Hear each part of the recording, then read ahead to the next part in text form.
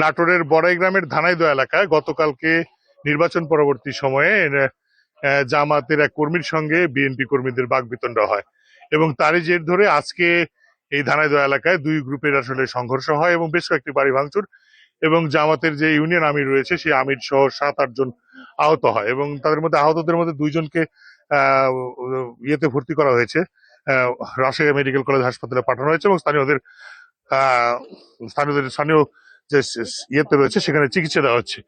এখানে উপস্থিত রয়েছেন নাটোরের জেলা প্রশাসক মহোদয়, ঘটনাস্থল পরিদর্শন করেছেন এবং আমরা তার সঙ্গে একটু কথা বলে জানবো যে আসলে বিষয়টা কি ঘটেছিল এবং এখনকার অবস্থাতে কেমন। আমরা যেটা জানতে পেরেছি যে এখানে সকাল 10টার দিকে আনুমানিক যে মারামারি ঘটনাটি ঘটেছে, এটি জানার সাথে সাথে আমাদের উপজেলা প্রশাসন, উপজেলা নির্বাহী অফিসার ইনচার্জ সহ বিজিবি এবং আর্মি ঘটনাস্থলে এসে পরিস্থিতি নিয়ন্ত্রণে নিয়ে আসে এবং এই মুহূর্তে যারা এই ঘটনার সাথে জড়িত ছিল তাদের বিরুদ্ধে যাতে আইনানুগ ব্যবস্থা গ্রহণ করা হয় সে বিষয়ে আমি আমাদের আইনশৃঙ্খলা বাহিনীকে নির্দেশনা প্রদান করেছি। পরিস্থিতি এখন স্বাভাবিক আছে। Thank you.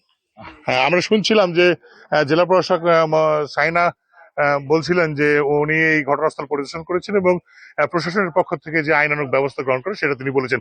আমরা যদি একটু বাড়িঘরের দিকে দেখি যে এই যে বাড়িঘর ভাঙচুরের যে দৃশ্য আমরা দেখতে পাচ্ছি এবং এই বেশ কয়েকটি বাড়ি 7-8টি বাড়ি ভাঙচুর করা হয়েছে এবং এখানে আরেকটি বিষয় লক্ষণীয় যে শুধু বাড়ি ভাঙচুরই নয়, আহত যারা হয়েছে তাদেরকে নিকটস্থ হাসপাতালে ভর্তি করা হয়েছে এবং প্রশাসনের পক্ষ থেকে জানানো হয়েছে যে এখানে অতিরিক্ত পুলিশ মোতায়েন করা হয়েছে। পুলিশ সহ আইন শৃঙ্খলা বাহিনীর যে অন্যান্য সদস্য রয়েছে তারা মোতায়েন রয়েছে এবং যাতে পরবর্তী আরো কোনো সহিংসতার ঘটনা না ঘটে সে বিষয়ে তদারকি করা হচ্ছে।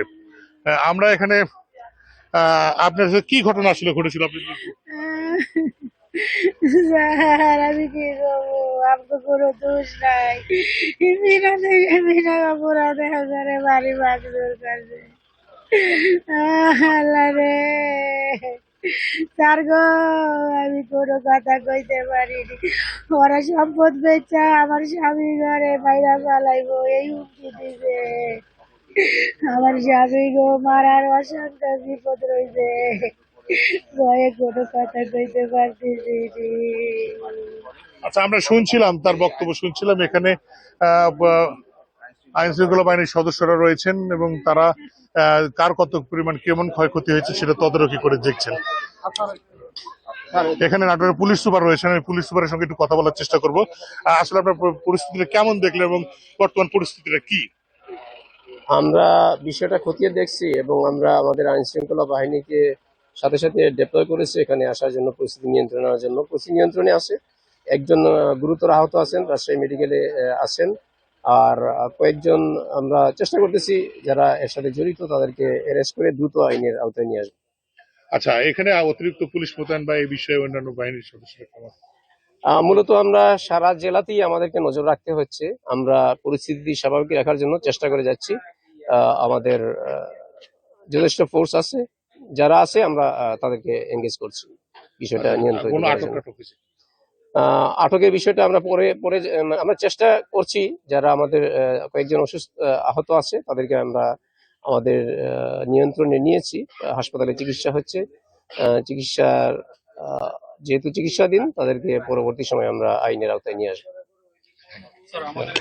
পুলিশ সুপার মহোদয় বলছিলেন যে আসলে বর্তমানে পরিস্থিতি তাদের নিয়ন্ত্রণে রয়েছেন এবং তারা এখানে যে অবজার্ভ করছেন এবং যারা আহত রয়েছেন তাদেরকে আপাতত জিজ্ঞাসাবাদ তাদের নিয়ন্ত্রণে নিয়েছেন এবং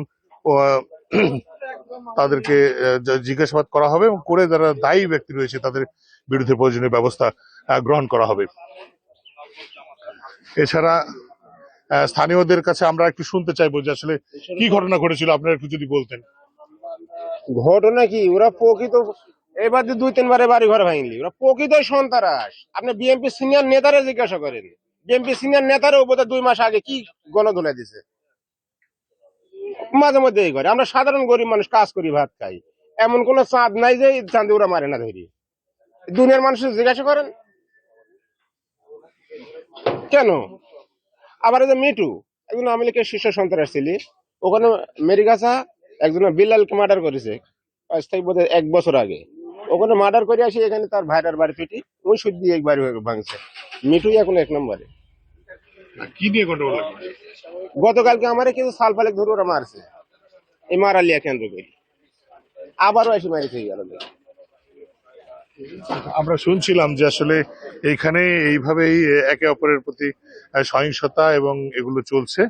আহ, এখানে উপস্থিত রয়েছে আমাদের নাটোরের যমুনা টেলিভিশনের সাংবাদিক, ওনার কাছে শুনবো আসলে উনি এসে এখানে কি দেখলেন আপনি এখানে এসে। আসলে আমরা সকাল থেকে সংবাদ সংগ্রহ করছি, যে বিষয়টি শুনলাম যে গতকাল একজন জামাত কর্মীকে মারধর করা হয় এই ভোট কেন্দ্রিক নির্বাচন পরবর্তী যে সহিংসতা বলা হয়। তো এরপরেই কিন্তু এই বিষয়টি স্থানীয়ভাবে মীমাংসা করে দেওয়া হয়েছিল। আজকে এক বিএনপি নেতাকে আবার জামাত কর্মীরা মারধর করে, এটা কিন্তু আমাদের পরস্পরের অভিযোগ।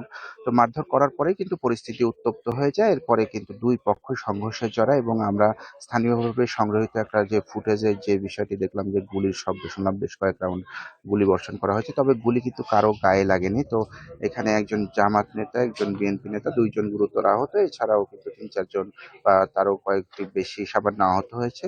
এরপরেও কিন্তু পরে একেবারেই সংঘাতে দেখতেই পাচ্ছেন যে এখানে জামাত কর্মীদের যে বাড়ি ঘর, এই কয়েকটি বাড়ি ভাঙচুর করেছে বলে অভিযোগ তুলেছেন। অপরদিকে কিন্তু বিএনপি বলছে যে এরা নিজেরাই ভাঙচুর করেছে, এটা আইন শৃঙ্খলা বাহিনী দেখবে।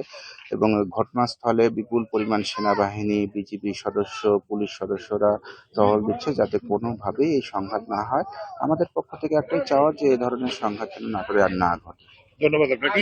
আমরা স্থানীয় সাংবাদিকের সঙ্গে শুনছিলাম যে তিনি বলছিলেন যে এখানে সার্বিক পরিস্থিতি কি এবং পুলিশের মোটামুটি নিয়ন্ত্রণে রয়েছে এবং আইন শৃঙ্খলা বাহিনীর বিপুল পরিমাণ সদস্য এখানে মোতায়েন রয়েছে এবং তারা আসলে পরিস্থিতি নিয়ন্ত্রণের চেষ্টা করে যাচ্ছেন।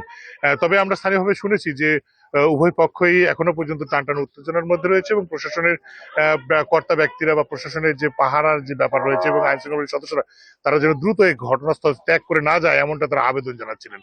নাটোর থেকে এই যে সংঘর্ষের সর্বশেষ পরিস্থিতি